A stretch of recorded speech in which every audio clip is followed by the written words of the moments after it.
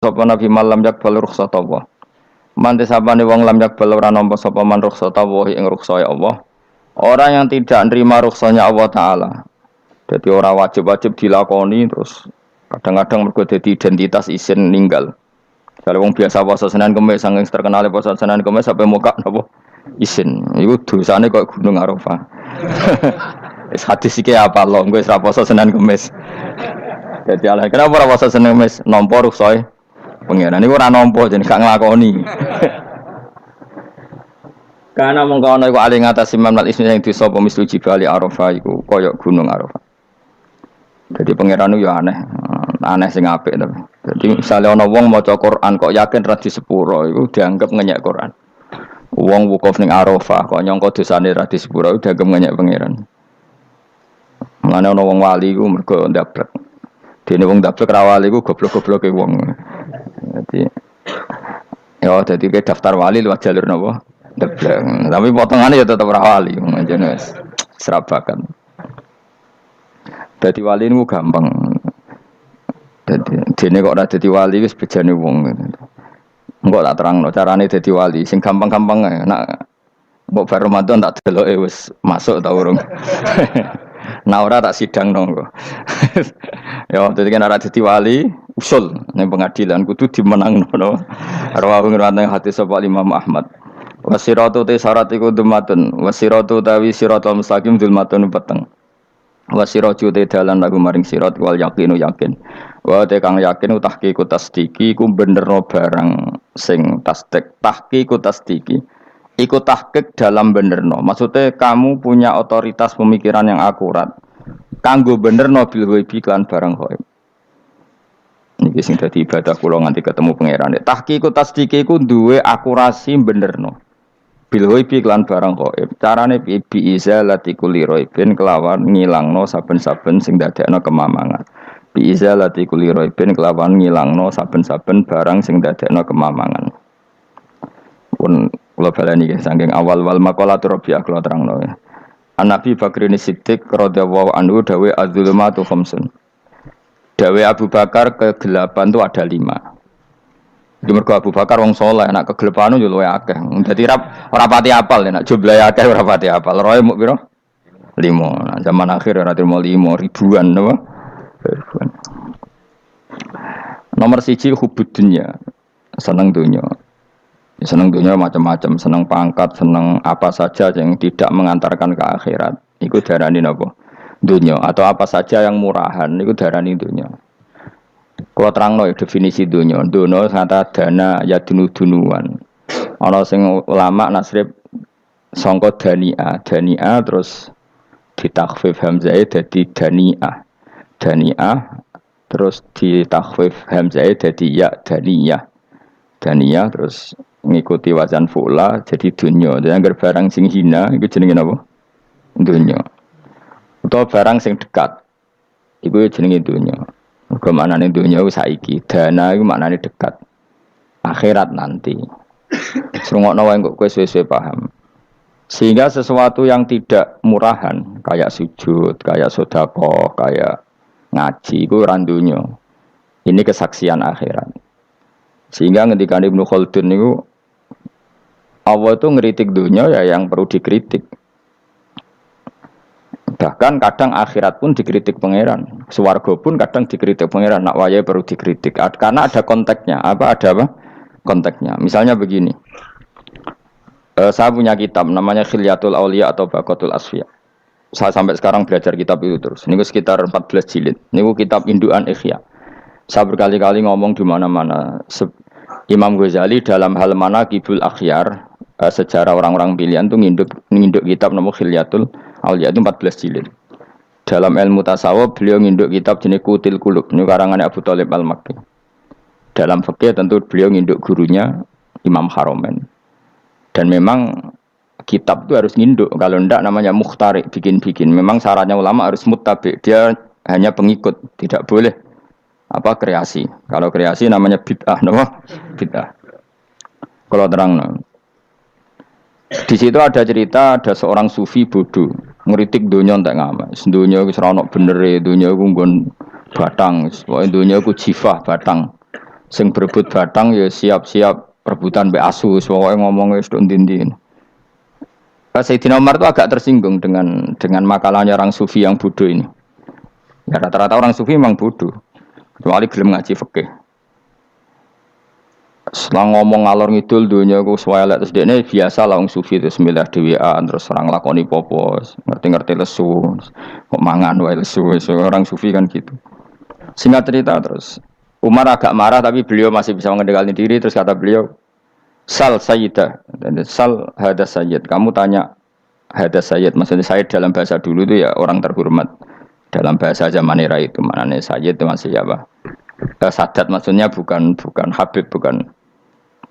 Kalau dalam bahasa Arab dulu itu memang kalau Habib itu ya Nabi, kalau Sayyid, Sadat itu Sufia itu belum pasti maknanya apa? Habib ya, tokoh-tokoh yang diikuti dalam apa? Makalahnya, dalam apa? Makalahnya.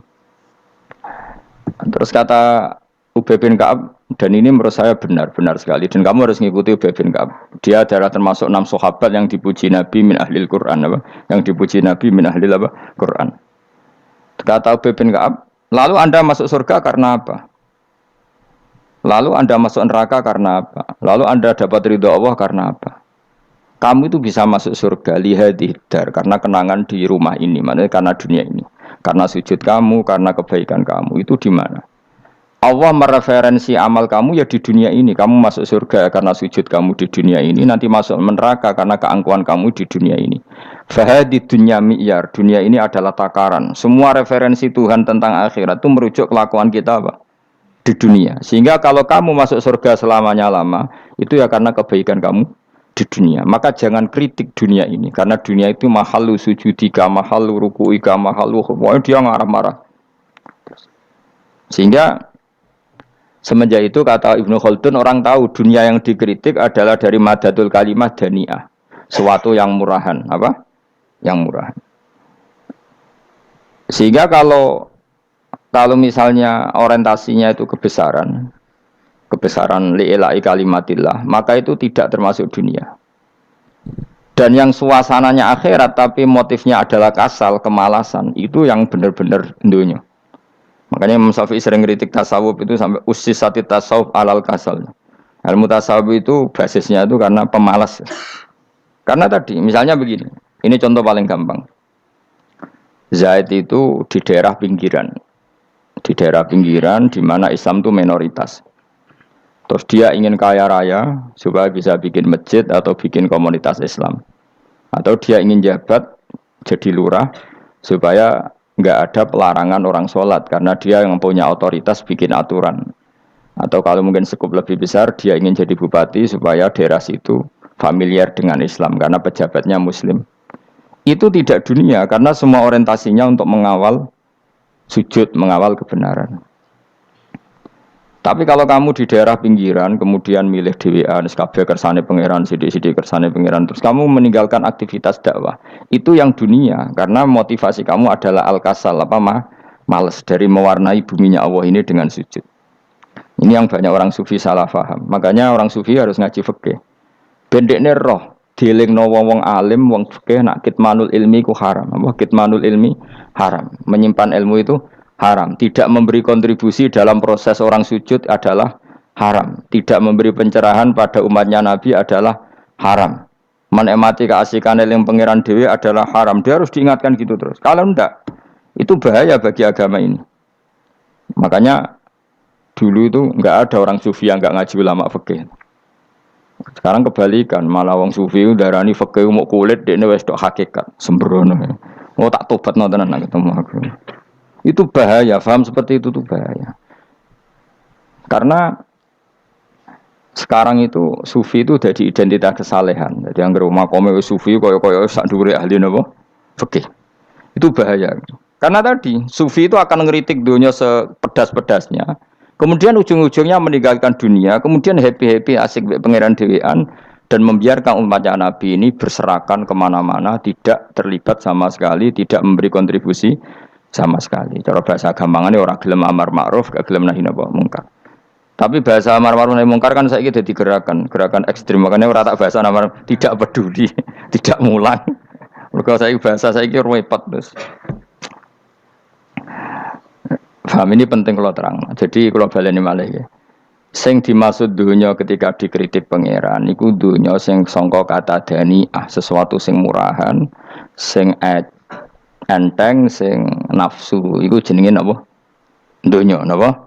Dunya. Tapi ketika sesuatu itu baik dan mengarah kepada Allah, iki jenenge dunya iki masruatul akhirah. Maka dunya itu di dua status napa? Siji masruatul akhirah. Dan ini status yang harus kita pakai.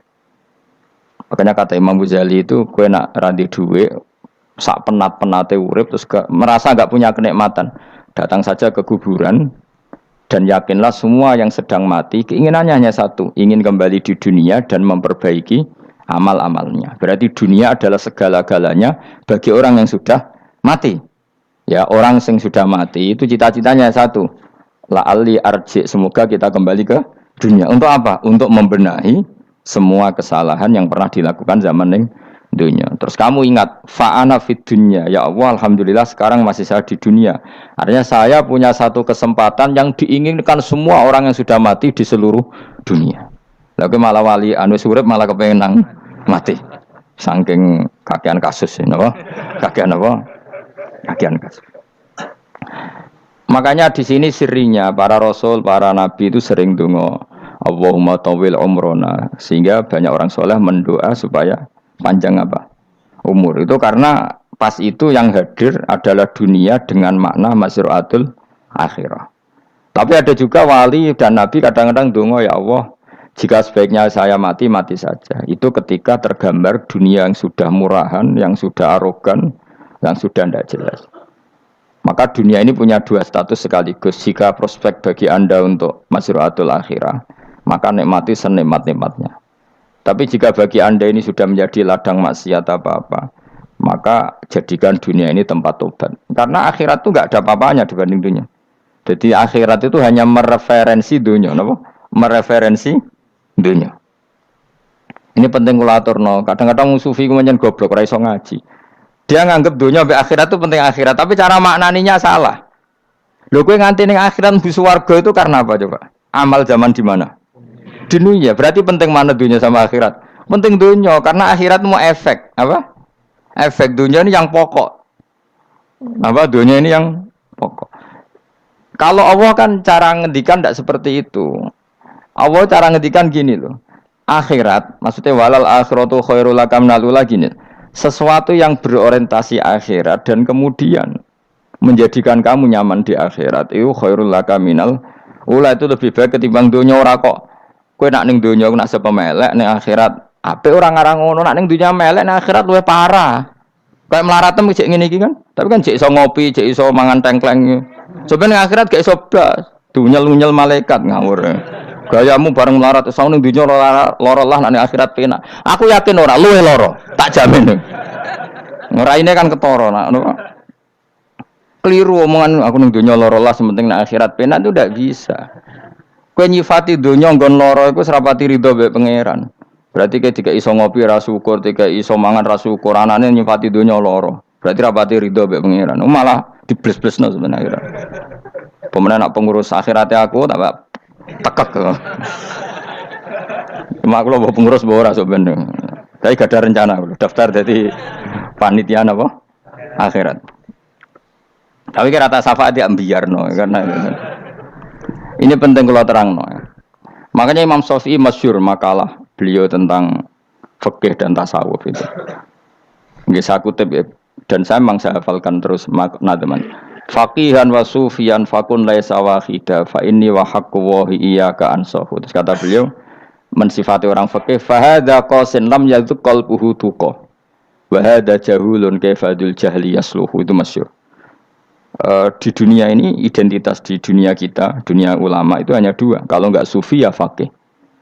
Kamu jangan jadi salah satu. Faqih adalah orang sing qasin, itu qalbuhu qasin, hatinya itu keras, atine atos. Lam jadu qalbuhu tuqas, gak ditakwa blas. Wong faqih ora ditakwa blas, gak diempati blas. Tapi orang sufi itu wahada jauh ini malah geblek blas, malah parah meneh. Sing sitok atas atine sitok geblek dari Imam Syafi'i itu. Kena protes berarti Imam Syafi'i coba protes aku. Kenapa begitu? Misalnya gini orang faqih. Kalau bapak nyontohkan tuh gini. Orang faqih itu punya aturan, misalnya kalau ruko tidak begini nggak sah. Sujud kalau nggak begini nggak sah. Sholat kalau tidak begini nggak sah. Oke, aturan itu baik. Tapi punya keangkuhan berpikir. Misalnya ada orang desa terbelakang, misalnya di pedalaman Gunung Kidul, Kulon Progo. Ada orang yang ditobatkan orang-orang sufi. Orang sufi itu ya sing rodok goblok-goblok itu, misalnya nobatkan. Enak wae wong fakir melok nobatno tapi tahu-tahu bilang ini sholatnya enggak sah, rukuknya enggak sah. Fatihahnya enggak sah. Jare sing sufi, wah semane nobatno ora iso salat apa ora disahno. Si sufi ya goblok pisan, ketika ngawal si ajudannya tadi sholat, enggak dikawal. Sehingga banyak aliran di Jawa sholat ala kali Jogo ya ono Fatihah mau meneng tok. Si tok sujud tok. Jadi ini sitok atas hati ini, orang gelem bina tapi muni rasa. Sitok goblok, orang tahu nerusno pembinaan. Akhirnya ya mandek ning satu kesalahan dan diwaris ya bergenerasi-generasi. Makanya kata Imam Syafi'i itu sitok goblok, sitok atas hati ini. Jadi kamu jangan jadi salah satu itu. Makanya kamu aman karena kamu ndak sufi ya ndak fakih. Makanya nggak masuk nggak masuk yang dikritik Imam Syafi'i. Kamu sufi ya ndak, fakih ya ndak. Makanya kalau Imam Syafi'i ngeritik itu, tapi alhamdulillah saya ndak dua-duanya. Ya ndak sufi, ndak fakih. Karena orang sufi itu kalau ditelusuri itu memang kesalahannya terlalu banyak. Kecuali dia mau ngaji fikih. Kenapa? Kecuali dia mau ngaji fikih. Kayak tadi misalnya, sampai Imam Syafi'i zaman itu duka yang menghentikan usisat tasawuf alal kasal. Ilmu tasawuf itu dibina, itu berdasar kemalasan.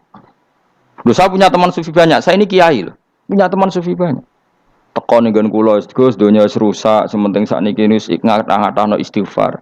Memangnya kita bisa diistighfari pangeran di sepuro pangeran ketika kamu orang alim ndak mulang? Memangnya kowe iso di sepuro pangeran ketika kowe sugih zakat? Memangnya kowe iso di sepuro pangeran wis kere ra nyapu masjid teko Jumatan, bareng rokoke diusep-usep ning pojok masjid bar mulai. Enak wae. Ana keran coplok istibarno. Memangnya kamu bisa jadi orang miskin seperti itu kemudian dimaafkan Allah? Ndak bisa. Kamu harus terlibat dalam proses sholat. Wis kere ya urun gawe keran, misalnya orang ngono urun masjid ya nyapu-nyapu, sing sugih urun dhuwit, sing alim urun mulang. Kok enak. Dunya mbok anggap rusak terus kabeh dhewean. Menengi sampean kedhewean neraka ra tak baturi ya ngono. Ndak bisa, sufi seperti itu ndak bisa, tuh kriminal. Malah Imam Syafi'i dalam satu makalah kowe esuk tasawuf, awan wis rondok ngene. Saking ekstrimnya beliau. Nah, kenapa Imam Ghazali muji orang sufi? Kitab-kitab Risalah Kusyariah muji orang sufi itu sufi-sufi yang kayak kowe. Sufi-sufi yang belajar fikih, napa? Sufi-sufi yang masih mau belajar fikih. Kok enak? Jadi sufi itu maknanya sidik-sidik. Zaman wis rusak itu tidak seperti itu. Nak rusak, ya amanat pengiran kon melok dandani. Nah, ketika ra kena didandani sebetulnya enggak masalah, kan ada alternatif. Misalnya gini, ada mobil rusak enggak bisa dipakai. Memangnya mobil hanya itu. Kan ada mobil yang lain itu jenis fakih. Ini enggak, kamu punya pemimpin hanya 2 atau 3 lah biar enggak nyindir. 3 atau 4 lah. Ketika 4 ini orang ini gagal, seakan-akan Indonesia gagal. Memangnya Indonesia hanya punya orang 4 itu. Goblok sekali kita berpikir gitu. Segoblok-gobloknya apa? Memangnya Indonesia itu milik siapa? Kenapa kamu menggantungkannya sama 1-2 orang, 3-4 orang? Gampang aja cari alternatif. Terus, tapi kan harus lewat pemilu. Kusial ngenteni pemilu 5 tahun cepat. Mustafa Rohin jokno jadi calon presiden. Nak kemen dadi negara tahlil. Karena dek Devi ya, ngomong ekonomi ya ora iso. Ngomong wisata ya haram, ngomong budaya ya haram. Ngomong badan usaha milik negara ya ora roh dene. Lamun langsung dibagi-bagi. Tapi kelirunya kita selalu begitu. Ketika kecewa sama pemimpin, seakan-akan dunia ini tergantung pemimpin itu. Mana ada dunia ini dipasarkan sama makhluk oleh Allah. Dunia ini milik Allah, enggak pernah dipasarkan makhluk. Bahkan kiai mati pun enggak ngefek pada agama. Dulu sahabat meninggal agama jalan, wali songo orang-orang pilihan meninggal agama jalan. Karena Allah tidak ridho dunia ini, agama ini, dunia maupun agama dipasrahkan sama seseorang. Allah yang mengurus dunia ini. Apa nak konglomerat mati terus wong melarat kabeh? Enggak kan? Apa nak wong soleh mati terus wong bejat kabeh? Enggak. Allah yang mengurus agama ini, mengurus dunia ini. Saking goblokem, nak ono kecewa mbek makhluk itu. Terus ya Allah, terus seakan-akan dunia ini runtuh. Ono pegatan saake saiki ora ono sing lanang. Banyak orang pegatan terus untuk bojo luwe apik. Bojone mati sing wedok malah makmur akeh to ora. Makanya pangeran nanya manusa iku entek-entekan. Allah nate ngendikan gini Mas dalam pegatan. Unik ngendikan pangeran. Ya rada manekno wong pegatan. Wa iya tafarraqa yughnillahu kullam min saati. Kamu tidak usah takut dalam suami istri itu bercerai. Wa iya tafarraqa, jika dua suami istri bercerai, yughnillahu kullam min saati, bahkan satu-satunya per satu dari kedua mempelai ini bisa dikasih lebih kaya. Banyak enggak wong pegatan terus akhirnya lebih makmur. Dan kenangannya untung pegatan Mas dhisik aku untuk bojo sing dhisik wis. Aduh, selemu goblok. Engko sing lanang karena bosen dijudisi ngono untung saiki di bojo konak bojoku sing dhisik. Banyak enggak orang pegatan kemudian kenangannya itu baik sama yang sekarang. Dengan yang lalu mau gerutu tok, banyak enggak? Banyak. Dulu kita punya pemimpin yang cakap, yang otoriter. Zaman itu pun di demo. Coba kita ini kan mulai dulu anggar di pemimpin di demo. Mereka cek urip pantas di demo kan es mati digo kelangenan. Kelakuan kok ngono.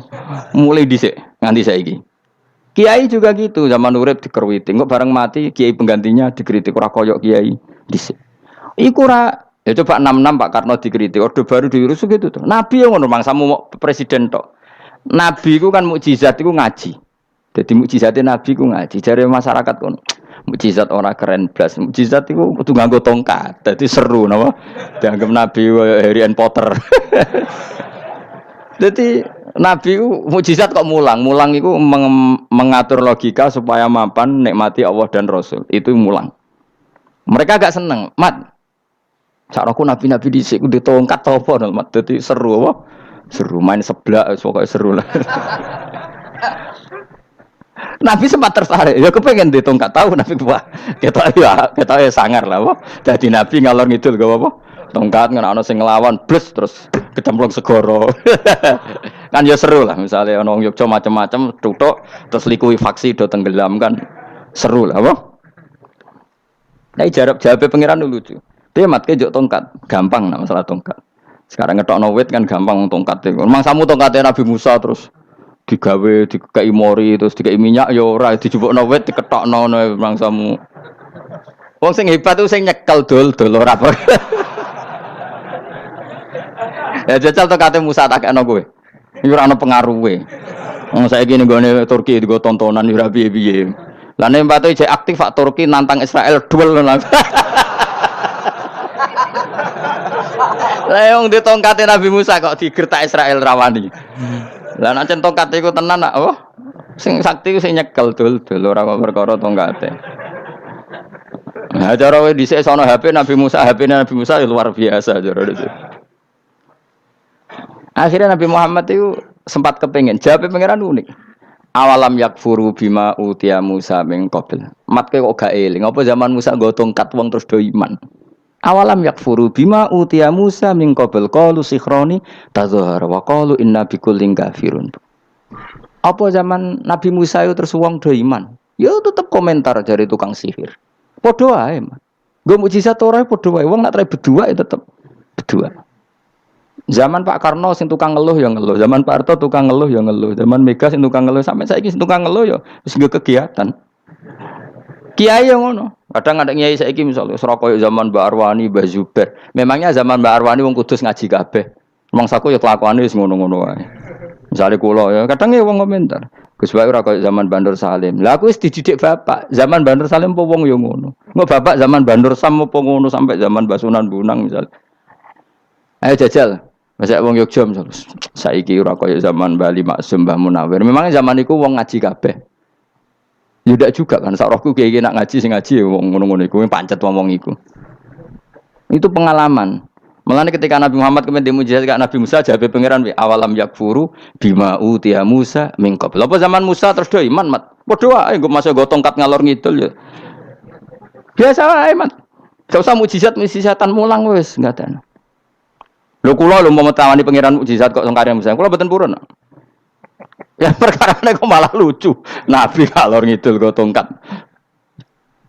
Nabi Musa itu tongkate biasa kan, sing kodang ku wonge.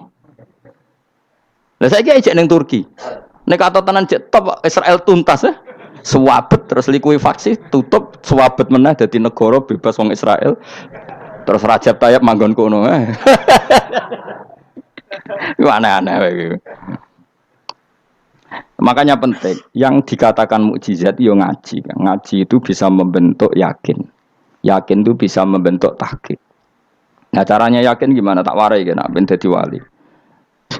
Wali sing jalur ilmu, jalur melarat wis kowe luwih iso lah. Wali ku jalur akeh. Alim ya iso dadi wali, zuhud dadi wali, melarat ya iso dadi wali. Syaratnya ridho ora kepengin sugih.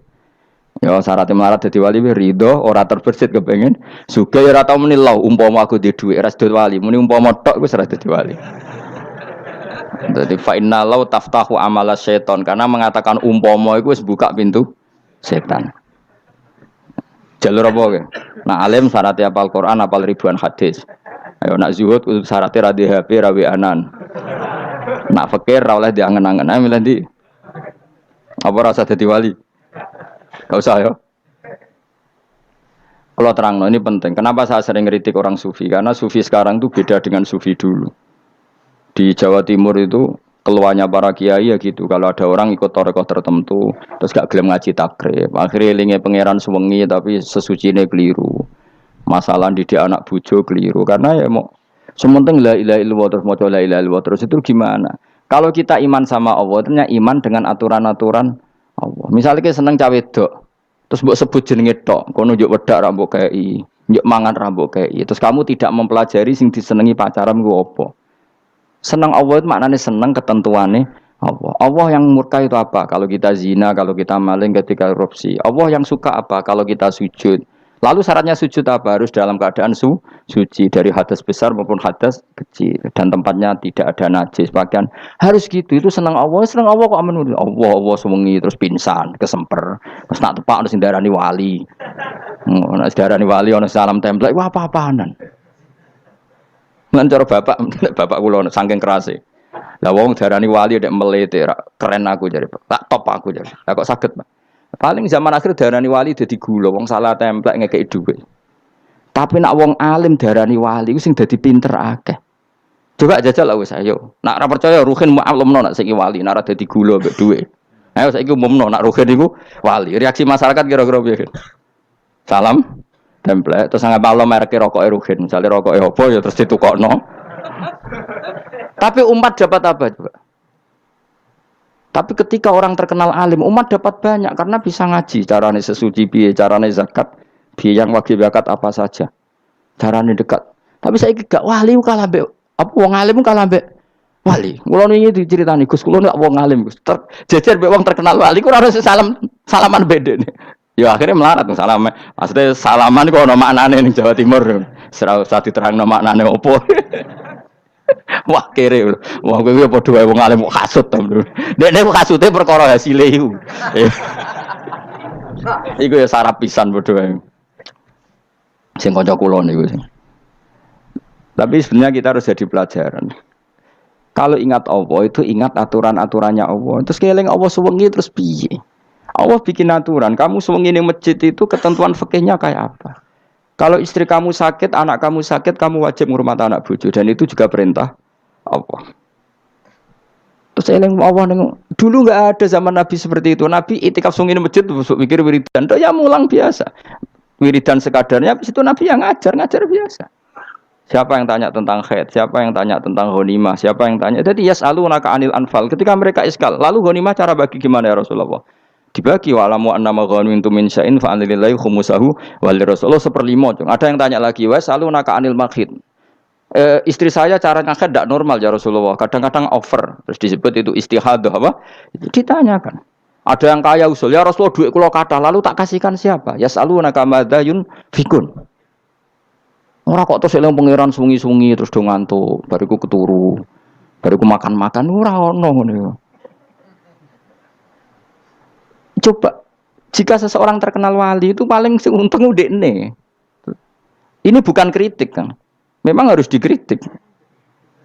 Sing kritik aku enak kowe kualat, kowe ra wali kok ngritik wali. Kowe cuma melok-melok. Karena apa? Kita ini syafaqatan di hadil ummah, kita kasihan umat ini mencintai kiai, kemudian tidak dapat apa-apa dari kiai itu. Caranya apa ya? Kita mulang. Makanya Rasulullah itu masyhur kan di sebuah hadis, sama cari di Muqaddimah Majmu', di Muqaddimah Ihya, hampir semua kitab ulama top itu menceritakan hadis ini. Nabi ke masjid, ada satu kelompok yang nangis-nangis ndonga, ada sekelompok yang mulang fikih. Mulang itu yes, iki halal, iki haram, iki salat begini enggak sah ini. Pokoknya mulang aturan-aturannya pangeran. Nabi ngadeg. Kemudian Nabi bilang gini, kilakuma ala khairin, dua kelompok ini sama-sama baik. Tapi apa yang terjadi? Amma haula fayatuna waha, mereka adalah kelompok-kelompok yang minta sama Allah, insya'a ajaba wa insya'al la. Kalau Allah menghendaki ya disembadani, kalau ndak ya ndak. Tapi ini kelompok yang membicarakan hukum-hukumnya pangeran. Pasti Allah ridho. Wa innama bu'istu mu'alliman. Memang sing jenenge Nabi itu untuk mengumumkan halal haram. Maka Nabi terus ikut yang kelompok belajar tadi. Karena yang dikatakan coba Nabi diutus jadi Nabi itu apa? Saya tanya. Bikin aturan caranya tawaf ke Ka'bah.